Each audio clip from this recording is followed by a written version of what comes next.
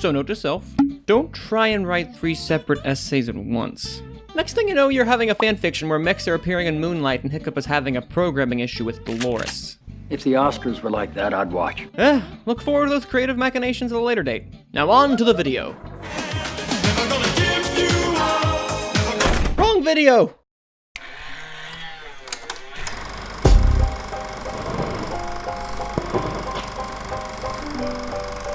All right, Mr. DeMille, I'm ready for my close-up. Even before the inception of cinema, during the origin of stage plays, a metaphorical wall or window was created to act as a barrier between the inactive observers, the audience, and the mise-en-scènes of the stage world in front of them. A French term that means placing on stage. It's an expression used to describe the visual believability of the world around them. Switching our focus over from the stage to the silver screen, this barrier, or wall, is a lot more evident. Hi. Us, the observers, are simply soaking in the narrative we've been given, being taken on a journey that the creators have devised for us. But what's life without breaking the established rules, am I right? We've broken a lot of rules. 1, we have fake IDs. Fake college IDs so we can get into their 24-hour library. When a character looks into the camera, it doesn't automatically mean they shatter the illusion of the film. Creating a point of view shot, also known as a POV shot or subjective camera, is a known tool that sits neatly in the director's pocket when called upon. If done with a deliberate purpose to provide a cinematic moment of character, this breaking of tradition can actually be an effective style choice that creates a connection with the audience. This, in addition, can give the respective scene the possibility to become one of the most memorable and powerful moments of the film.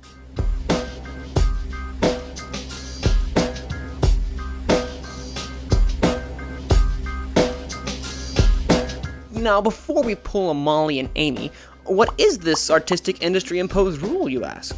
Well, enigmatic viewer, convention states that when a character looks into the camera, the look means the actor, actress, acknowledges the audience's presence. I can't believe I just looked right at you. I'm so sorry. In the days of Shakespeare, this could be seen in the form of an aside, where a character addressed the audience directly without the other characters being seemingly aware of what's happening.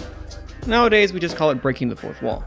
Specific examples of this phenomena, where a character is aware of the audience, are Annie Hall, Ferris Bueller's Day Off, Fight Club, Wolf of Wall Street, and even the more recent Deadpool. Fourth wall break inside a fourth wall break. Are all excellent examples of the characters intentionally looking the audience in the eye and making an aside. However, this isn't an episode of Friends. I know. What are we going to do? There are many different instances when the director can make the deliberate choice to have the character gaze into the camera. In his book, The Total Filmmaker, actor-director Jerry Lewis wrote, "Some filmmakers believe you should never have an actor look directly into the camera. They maintain it makes the audience uneasy and interrupts the screen story. I think that is nonsense, and usually I have my actors look direct into the camera at least once in a film, if a point is to be served." The key phrase here, if a point is to be served. You don't always have to break the fourth wall when the actor looks into the camera. You can have a character gaze into the audience's soul without the use of that acknowledgement. There are a few types of examples in film that illustrate this occurrence that have made a lasting impression on me, because it's at that moment the window into the character's soul is revealed. I'm not even gonna swat that fly. I hope they are watching. They'll see. They'll see and they'll know, and they'll say, why, she wouldn't even harm a fly. The oldest entry on this list, Psycho, has been ingrained in the minds of audiences for this particular scene. Some regard this masterclass as Hitchcock's greatest work. Per window. Sorry, I had something in my throat. Hitchcock was a pioneer when it comes to the POV shot, and Psycho was no different. Throughout the film, the character of Norman Bates, played by Anthony Perkins, has been this enigmatic, albeit slightly unhinged person of interest. We rarely get time alone with him as a character, that is, until the final scene of the movie. By this time, Norman's alternate identity of mother has been revealed and his darker intentions laid bare. All this time, we were uncomfortable with his strange mannerisms, and Hitchcock doubles down on that unease further as the camera pushes into the lone figure of Norman Bates, isolated from the world in his box. To the shock of all, he gazes up and stares ominously into the camera as he flashes a knowing smile. It's the first time the audience has been given a window into this character. Hitchcock made the deliberate decision to keep us away from Norman, and now that we are at the most intimate moment in the film, we're basically locked in a room with a serial killer. Jerry Lewis's statement prior articulated, it makes the audience uneasy. And they got that part right. This uneasiness can be found in I, Tonya, Clockwork Orange, or Apocalypse Now. It allows the audience to have this intimate character moment, to peek behind the curtains into their psyche. For Tonya, it's the crack in her facade, revealing the inadequacy she feels.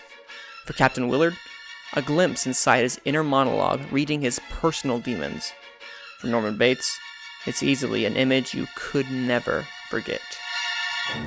I hid this uncomfortable hunk of metal up my ass 2 years. Then, after 7 years, I was sent home to my family, and now, little man, I give the watch to you.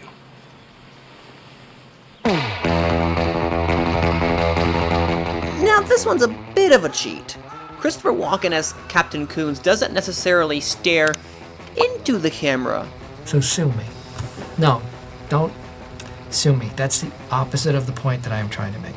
Walken is framed in a way where it's just off-center. But despite this, we still get a front row seat to all the action. All in this short Pulp Fiction interlude entitled The Gold Watch. Coons enthralls and potentially scars the audience with his story. But it's not a story for us. It's for the point of view character of young Butch Coolidge. This here is Captain Coons. He was in the POW camp with Daddy. This is a fantastic example of the audience acting as the eyes of another character, not as an inactive participant, but as an active observer. Another prime example of the POV shots in Tarantino is the Reservoir Dogs trunk scene and, my personal favorite, the last scene of Inglourious Basterds. You know something, you bitch? I think this just might be my masterpiece. In Pulp Fiction, though, while Walken doesn't stare head-on into the camera until the last section of his monologue, by that time, Tarantino has established the one-sided dialogue between Coons and the young Butch, making the transition nearly seamless in execution. In the grand scheme of the film, this part appears to be so minuscule in comparison to the overflowing reach of characters in Tarantino's contained anecdotes. And still, Walken manages to leave a lasting impression for a scene that moves along for almost 5 minutes. The cherry on top is how, through the eyes of young Butch, we are told a story without any walls being broken.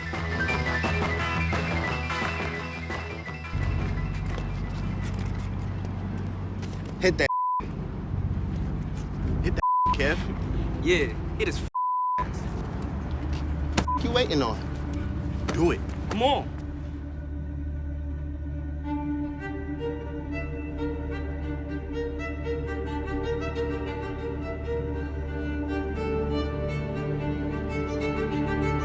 Okay, now this one is full cheat.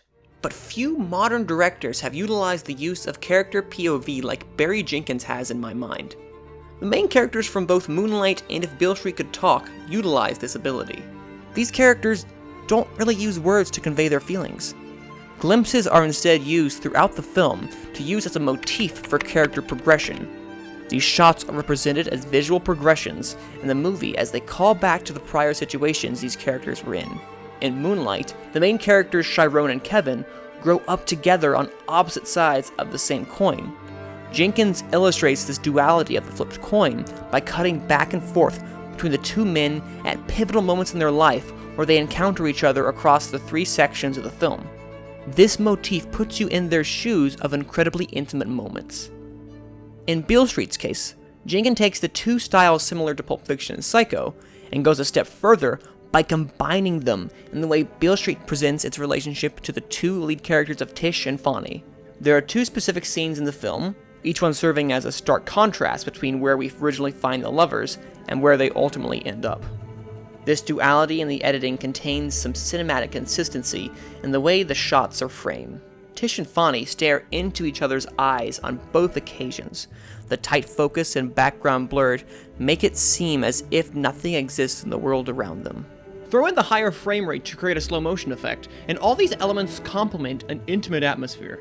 I mean, you could just throw in an 80s slow song, and boom, the point has been hammered home.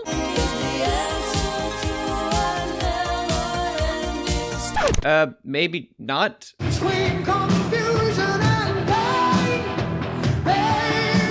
Nope. Never gonna give you up, never gonna let you down.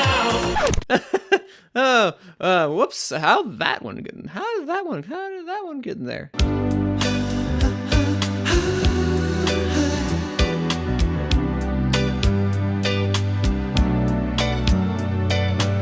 Okay, well, honestly, it's perfect the way it is. And in that final instance, before Fonny exits the shot, we are Tish, seeing the man we love fade from our life.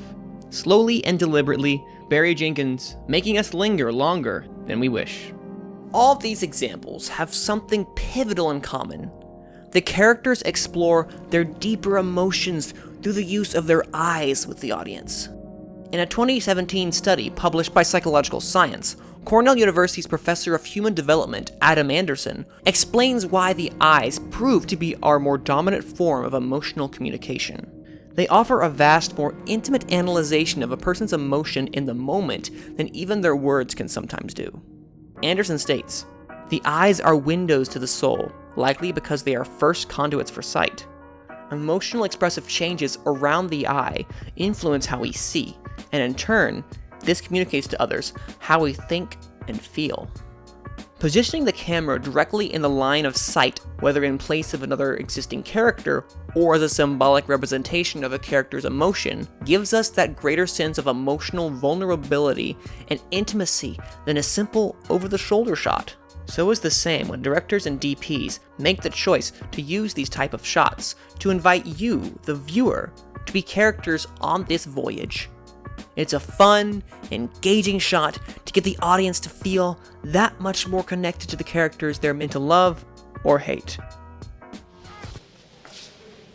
And now it's all over. Thank you all for watching my video essay. If you want to see more stuff, click to the right or left of this wonderful dancing Rick Astley. Or, if you feel like it, subscribe and get ready for the next video to be the longest one yet. Copyright, yay.